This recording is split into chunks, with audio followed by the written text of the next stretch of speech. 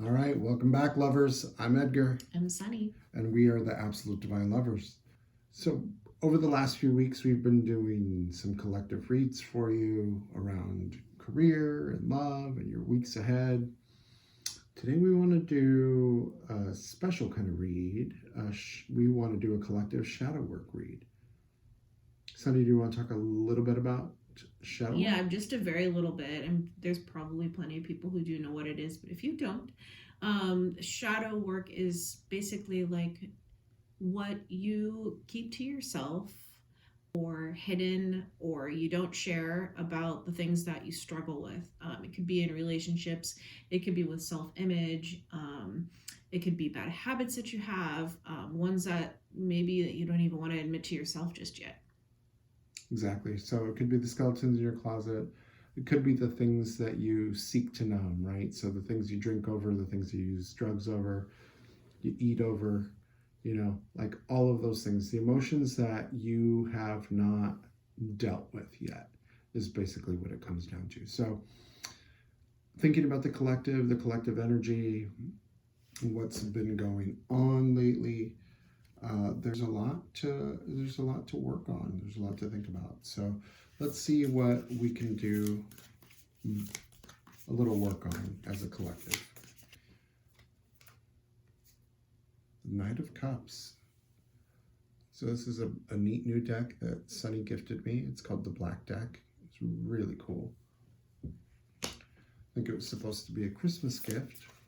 I am really bad at surprises and holding things that I get excited to give to people, so he got to open it early.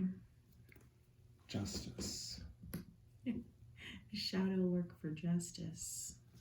I mean, the Knight of Cups, right, is writing for their emotions, looking for justice. I think there's a cry for justice in the world right now, for sure.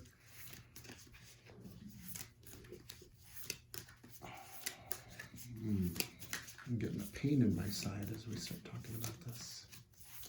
Do you want to do clarifiers? Yeah, I think we should do some clarifiers. I think, what else do we have here? We just had 3 more pop out.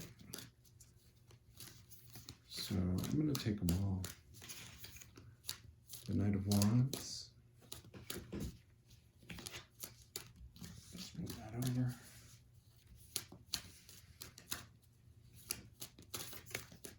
The Chariot,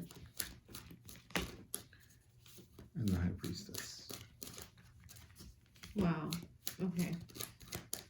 Immediately with the, please tell me what the far left one says. This is the Knight of Cups. The Knight of Cups. And Justice. Okay. So the Knight of Cups. I imagine the shadow work for the Knight of Cups to be somebody who has difficulty in taking one of their creative ideas and turning it into something. So this could be somebody who just basically dims their own light, yes, puts out their own flame, and doesn't follow through with. Okay, so we get a little bit of procrastination energy type thing. The shadow aspect of that card. Yeah, and I think it's also the additional shadow work could be like learning to use your voice, right? The Knight of Cups in the Rider-Waite traditionally is presenting an offer in the form of a cup, an emotional offer. So learn to say no, learn to say what you mean. If you don't like something, speak up, say it. Yeah. So then the way that justice would tie to that. Oh, look. Yeah. So the clarifier for the Knight of Cups is the Fool. Is the Fool. Yeah. Actually take one of those ideas that you have and turn it into a new start, a new beginning, a new project, and see it through what? How do you say? Through fruition. Fruition. To fruition. Yeah. Burdens, clarifying justice. So, how is there a shadow in justice? Well, it's like maybe you don't call somebody out on something that they did that was disruptful or harmful, and you let them get away with it. Well, then those burdens become yours. Yeah. So there's a closed throat chakra aspect to the justice the shadow aspect of the Justice card. Knight of Wands. Next one. You're doing that. I'll pull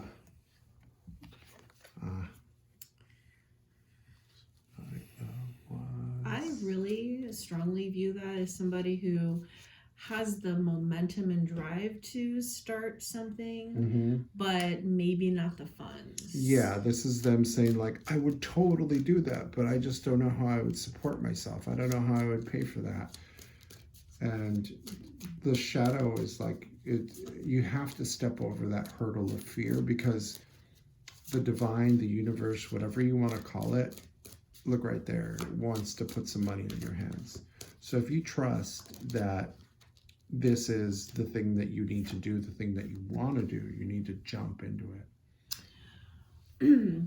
The Chariot shadow aspect being clarified by the Three of Swords. Yeah. But what if it doesn't work? Yeah, I'm just gonna run, right? What if I mess it up? Yeah.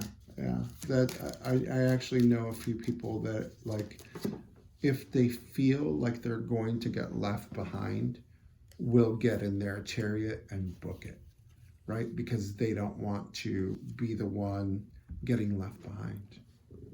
They'd rather leave someone behind. The High Priestess is clarified by the Five of Swords, which is just polar opposite energy, right? So this is beautiful, like intuition, psychic of the deck.